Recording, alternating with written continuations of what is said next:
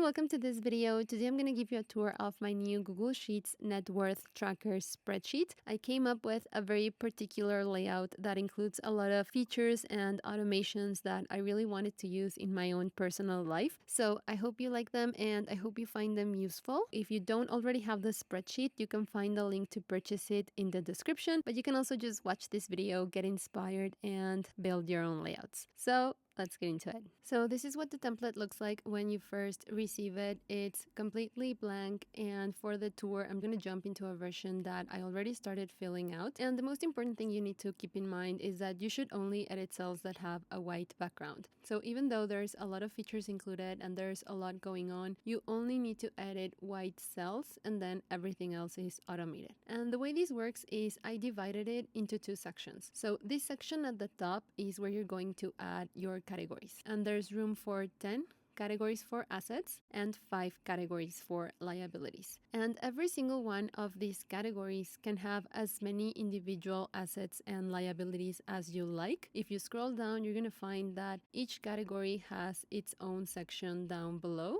And if you keep scrolling, you're going to find one for liabilities as well. So as you can see, credit cards, for example, that's this first section that I added over here. And if I add a new category over here and I scroll to the very last section of the liabilities, you're going to find that this got filled out with the category that I added above. So this is where you're going to add your categories, and then down below, you're going to add individual assets and liabilities into each category, and you can have as many individual assets and liabilities as you like. All you have to do is add more rows into the corresponding section. So you can only have 10 categories for assets and 5 categories for liabilities, but you can have as many individual assets and liabilities within each category as you like. So once you're done with your structure, all you have to do is jump into one of these columns and add balances for each individual asset and liability in these sections down below in these white cells. So I already filled out a few columns and I'm going to jump into a new one over here. So I'm going to double click on this cell and select my current date, May 21. So once you have your date, all you have to do is scroll down and add a balance into every single one of these assets and liabilities. So personally, I like to do this once a month, somewhere around the beginning of the month, but this template is actually not tied to any particular month or year or frequency. You get 13 columns and you can use them however you prefer. All you have to do is double click and then select the exact date in which you are checking and registering your balances. So I'm just going to fill this column out a bit more. So I added balances to every asset and liability. This was my previous net worth, and then it decreased. So you can see by how much it decreased in this section over here. So as I mentioned, you will only edit cells that have a white background. So that's literally all you have to do. You add your categories, you add individual assets and liabilities to each category, and then you pick a column, you select a date, and you add balances for each of your individual assets and liabilities. And then up here, you're seeing subtotals for the corresponding category.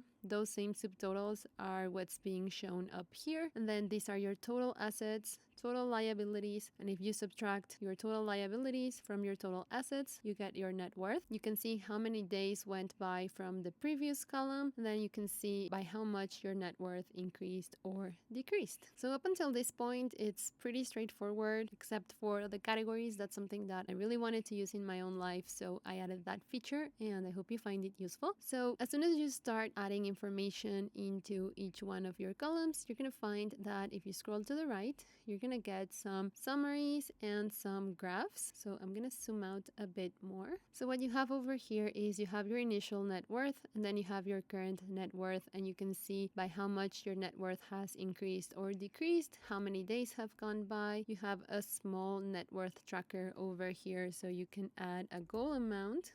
And then you can see how much you are missing to reach that goal. You can see a graph over here. The bars are your net worth. The green line represents your assets, and then the red line your liabilities. And then the second graph is showing by how much your net worth increased or decreased from the previous column. And then down below, you can see the same information shown in the graphs, but in a table format. And I love rankings, so I also included a ranking that shows you the range in which you increased your net worth the most at the top. And then if you scroll to the right, you will find a column comparison comparison table. And this is one of my favorite features. This is what it looks like empty at the beginning. And all you have to do here is select 2 columns from these dropdowns. So as you can see, there's 13 columns in the dropdown, and those are the exact same 13 columns that you're seeing up here. And the column numbers are not meant to represent any particular month. They're just numbers meant to track the column position. And the main reason why I added them is so you could select them from this dropdown. So for example, if I want to compare column 1 against column 3,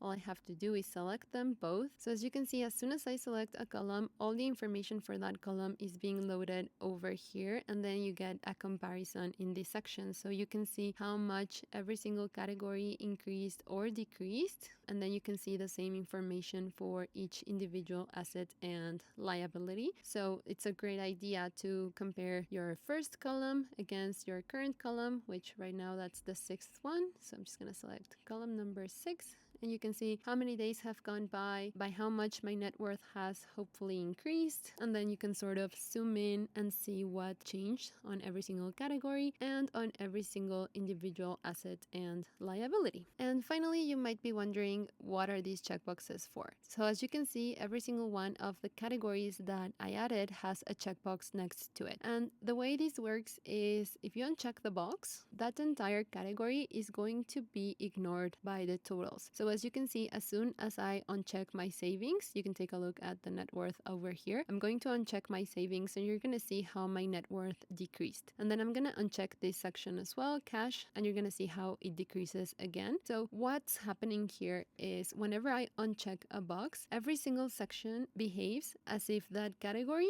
and all of the individual assets and liabilities that I added within that category did not exist. And the main reason why I created this is every month my husband and I, we track our balances, but we're always really interested in knowing how much money we have available in the short term. So there's some money that we can't touch until we're much older. So when we're thinking short term, we don't want to see it. So we can hide the entire retirement category, and then our physical assets, that can be a car, that can be a house. It's an asset, but we're not planning to sell it anytime soon. So we don't really want to see it. We want to see in the short term how much money we have available. So we usually hide that as well. And then this stuff is so volatile. We keep track of it, but we don't always want to see it just in case everything goes wrong and it's gone. So you can uncheck the box. So as you can see, I hid 3 sections over here, and you're going to get a warning that 3 sections are being hidden. They're not being taken into consideration. And if you scroll down, those 3 sections are being scratched, signaling that they are not being taken into consideration for the totals. If you scroll to the right, you're going to find the graphs are also not taking into consideration those categories. Same thing for the summaries, same thing for the column comparison. As you can see, they're getting scratched. So if I were to uncheck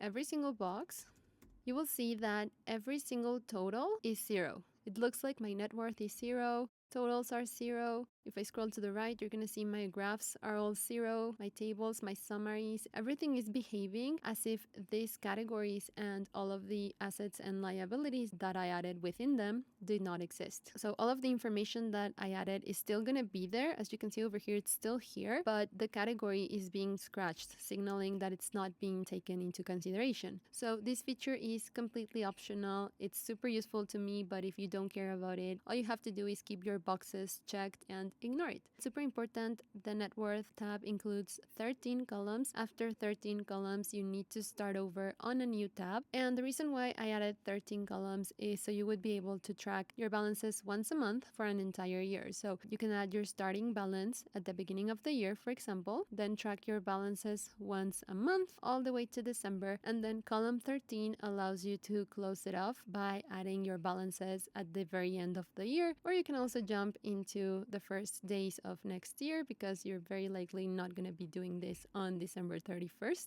So those are your 13 columns, and then after that you need to start over on a new tab. So those are all the features that are included. If you're interested in watching a more detailed tour, if you still have questions, you can watch a full tour video. I'm going to leave the link to that in the description. I'm also going to leave the link to purchase the template in the description. And if you have any questions, please feel free to reach out. I love talking to you and helping. So I hope you like this. I hope you find it useful, and I'll see you in the next video. Thank you so much for watching.